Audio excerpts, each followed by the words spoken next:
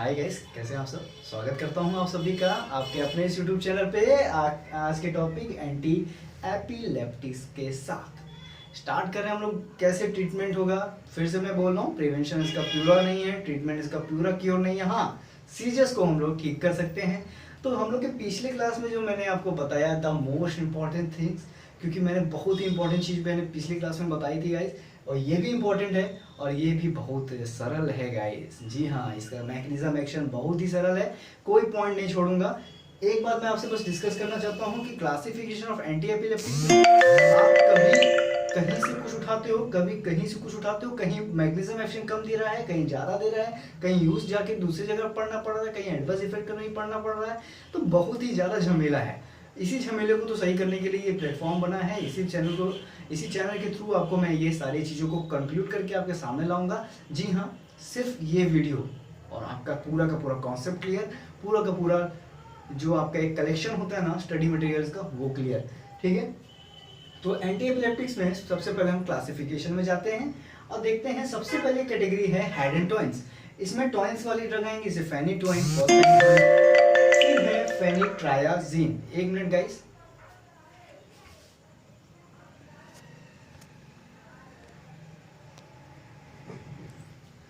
बार बार notification आ रहा था, थोड़ी दिक्कतें आ रही थी। चलिए, तो दूसरी ड्रग है इम्यूनोस्टिल्बिन्स। इम्यूनोस्टिल्बिन्स में आती हैं कार्बेमाज़ेपिन और स्कैर्बेजीन। बहुत ही सिंपल है, देखो जितने भी मेज़ेपिन वाली ट्राई की जो भी ड्रग आएंगे वो इम्यूनोस्टिल्बिन्स में होंगी, है ना। फिर आ जाते हैं फेनिट्रायाजीन में गाइस। फेनिट्रायाजीन जीन है यानी लेमोट्रिजीन, आप नाम जानते हो। लेमोट्रिजीन आपको मैंने बताया था पार्शियल में यूज होती है, अब अल्टरनेटिव में भी। ठीक है, अब आ जाते हैं एलिफेटिक कार्बोक्सिलिक एसिड। चौथा नंबर एलिफेटिक कार्बोक्सिलिक एसिड। इसमें वेलप्रोवेट है और डेवलप्रॉक्स है ना। डेवलप्रॉक्स इंपॉर्टेंट नहीं है, वेलप्रोवेट बहुत इंपॉर्टेंट है। आप देखे होंगे वेलप्रोवेट का काफी मैंने आपको बताया था, ये एब्सेंस में भी यूज हो रहा था, कई जगह यूज हो रहा था। बारबिटूरेट की बात करें, डायजापाम, क्लोबेजापाम, क्लोनिजापाम और लोरेजापाम। डायजापाम आप याद होगा आईवी फॉर्म में हम लोग देते थे। तो सारी बातें हम लोग कर चुके हैं, लेकिन अब हम लोग क्या क्लासिफिकेशन अकॉर्डिंग पढ़ रहे हैं ना। छठवें पे आ जाते हैं बेंजोडाइजापिन। जी हाँ, बेंजोडाइजापिन की भी ड्रग दी जाती है, जैसे फिनोफार्बिटोल और पेंटोबार्बिटोल। अब हमारा आ जाता है साइक्लिक गाबा एनालॉग्स। साइक्लिक गाबा में गाबा पेंटिंग, प्रगा बेरी। ठीक है, दोनों में गाबा आ रहा है, देखो वर्ड, तो गाबा एनालॉग है। आप बहुत ही आसानी से गाबा वाली ड्रग तो पहचान ही सकते हो। फिर आ जाते हैं सक्सिनामाइड। इसमें सिर्फ एक ही ड्रग है, एथोसेक्सिमाइड। और नियर ड्रग्स में देखो कौन कौन सी ड्रग है गाइस, लेविट्रासेटम, टोबिरामाइड, जोन्सामाइड, लेकोसामाइड, वेगाबैट्रिन, ट्राइगाब्रिन और टोपिरामाइड। शायद टोपिरामाइड मैंने 2 जगह लिख दिया है। ठीक है, इतनी ड्रग्स आपकी नियर ड्रग्स में आएंगी। ठीक है, तो ये तो हमारा एक बेसिक क्लासिफिकेशन हो गया। अब क्या करना है, मैकेनिज्म ऑफ एक्शन देखना है। तो मैकेनिज्म ऑफ एक्शन को शॉर्ट समरी में मैं समझाने वाला हूँ, छोटा सा समरी में देने वाला हूँ। फिर हम लोग हर ड्रग का डिटेल में भी पढ़ेंगे। ठीक है, कोई चीज़ नहीं छोड़ूंगा। इस पूरे वीडियो में कम से कम 10-15 मिनट के अंदर पूरा का पूरा क्लियर कराऊंगा, वादा है आपसे। मैकेनिज्म ऑफ एक्शन देखो 2 तरीके से बांटेंगे, एक जनरलाइज, एक मॉलिकुलर। मॉलिकुलर जनरलाइज मतलब, जनरलाइज देखो स्टैंड करता है कि आपके सीएनएस में ऐसा क्या आप प्रक्रिया करो कि आप एपिलेप्सी को ट्रीट कर सको। और अगर मॉलिकुलर की बात करें, कौन कौन सी ड्रग दो, है ना। सीरियस में क्या क्या कर रहा हूँ, जनरलाइज। ड्रग कौन कौन सी दे रहा हूँ, मॉलिकुलर, है ना। सिंपल सी बात है। जनरलाइज में देखो, एक तो एक्साइटेशन ऑफ गाबा, सिंपल सी बात है यार, गाबा के एक्साइटेशन को बढ़ाओ, गाबा को निकालो, सिंपल सी बात है। गाबा के एक्साइटेशन को बढ़ाओ, गाबा ए रिसेप्टर। ठीक है, यानी कोई ऐसी ड्रग जो गाबा ए पे बाइंड करे, तो गाबा ए पे बाइंड करने पे क्या होगा गाइस, जी हाँ, हाइपरपोलराइजेशन होगा और आपकी जो सीएनएस है वो डिप्रेस हो जाएगा, तो आपको एक तरीके से फायदा होगा।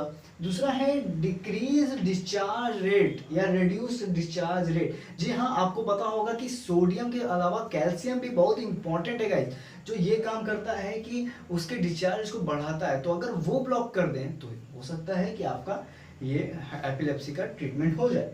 हाइपरपोलराइजेशन ऑफ सीएल, जी एकदम कनेक्टेड है गाबा से, क्योंकि आपका अगर सीएल चैनल खुला रहेगा, सीएल का इन्फ्लक्स होगा, हाइपरपोलराइजेशन की स्टेट आएगी, और हाइपरपोलराइजेशन तो सीएनएस क्या हो जाएगा जी, डिप्रेस हो जाएगा।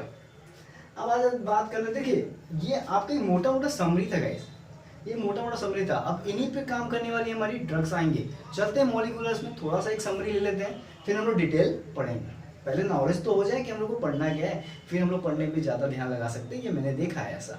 चलिए मॉलिक्यूलर पे चलते हैं। पहला है वोल्टेज गेटेड सोडियम चैनल को ब्लॉक करना। जी हाँ, सोडियम चैनल ब्लॉक, तो क्यों सोडियम चैनल ब्लॉक कर रहे हो भाई? सिंपल सी बात है भाई, सोडियम ब्लॉक करोगे तभी तो डिप्लोरेशन रुकेगा, तभी तो एक्सेप्ट पोटेंशियल जनरेट नहीं होगा, तभी तो एक्साइटमेंट लेवल का नहीं आएगी, तभी तो सीनेट डिप्रेस होगा। जी हाँ, तो जितना मैंने बोला वही चीज़ होने वाली है फेनिटोइन के द्वारा, कार्बामेजेपिन के द्वारा एंड वैल्प्रोइक एसिड के द्वारा। अब आ जाते हैं गाबा के इन्हेंसमेंट को बढ़ाना। जरूरी नहीं है मैं आपको बार बार बताऊं, आपको पता है गाबा को बढ़ाना है, मैंने एक इंट्रोडक्शन पार्ट पे ही शॉर्टली इसको बता दिया था। तो ये है बार्बिचुरेट, बेंजोडाइजापीन, यहाँ पे मैंने आपको बताया। तीसरा चलते हैं, अब भाई इनहिबिशन करो टी टाइप कैल्शियम चैनल। आपको पता है कि टी टाइप की तरह चैनल एक और होता है जिसको हम कैल्शियम चैनल कहते हैं। अगर वो ब्लॉक हो गया तो डिस्चार्ज रेट कम हो जाएगा। याद आ रहा है? बहुत सही से कनेक्ट किया हूँ मैं इसको एकदम समझाने के लिए आपको। तो इसमें ड्रग है इथोक्साइमाइड, गाबापेंटिन, वैल्प्रोइक एसिड। अब बात कर लेते हैं डिक्रीज ग्लूटामेट एक्साइटेशन। तो ग्लूटामेट के एक्साइटेशन को कम क्यों कर रहे हैं? बिकॉज अगर आप जानते हो कि ग्लूटामेट, अगर मैं आपसे पूछूं एक्साइटरी है कि इनहिबिटरी है, एक्साइटरी की इनहिबिटरी है, आपको आंसर क्या आना चाहिए? जी हाँ, एक्साइटरी है। तो हमें यहाँ पे कौन सा स्टेज कम करना है? एक्साइटरी तो कम करना है। तो ग्लूटामेट को कम करेंगे, ज़्यादा करेंगे? सिंपल सी बात है भाई, कम ही करेंगे। तो हाँ, ग्लूटामेट को जैसे ही आप कम करोगे, इसके एक्साइटेशन लेवल को जैसे ही कम करोगे, तो आपका हाइपरपोलेशन तो हो ही गया ना, सिंपल सी बात है। इसमें कौन कौन सी ड्रग है? फेल्बैमेट है, गाबापेंटिन है। सो गाइस, आपको एक समरी मैंने दे दिया।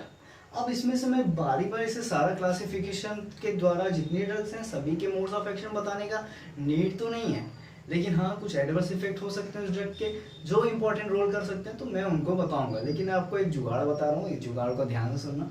फेनिटोइन किधर आती है? हेड एंड टॉइंस में। इसका काम क्या है? सोडियम चैनल को ब्लॉक करना। हो गया मैग्नीशियम एक्शन, बहुत सिंपल सा। कार्बामेजेपिन किस में आती है भाई? ये आती है आपके इम्यूनोस्टिमुलेंट्स में। हो गया मैग्नीशियम एक्शन। वैल्प्रोइक एसिड किस में आती है भाई? एलिफेटिक में। हो गया मैग्नीशियम एक्शन। उस तरह से जितने ड्रग्स मैंने एग्जांपल में दिए हैं, उसका मैग्नीशियम एक्शन उसकी कैटेगरी वाइज, इस तरह के कैटेगरी वाइज से समझ सकते हो। लेकिन फिर भी मैं इसको अच्छे से और एक्सप्लेन करूंगा गाइस।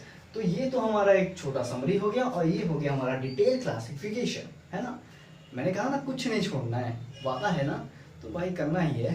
ठीक है। सो अभी लेके आएंगे आपके सामने हर ड्रग के बारे में इंपॉर्टेंट चीज़ें, और उनको भी अच्छे से हम लोग समझेंगे, देखेंगे क्या होता है वो। ठीक है। तो अभी मैं हट रहा हूँ, इसको जूम कर रहा हूँ और थोड़ा बकबक कम कर रहा हूँ, और उसको स्क्रीनशॉट वगैरह ले लो, उसके बाद देखते हैं क्लास।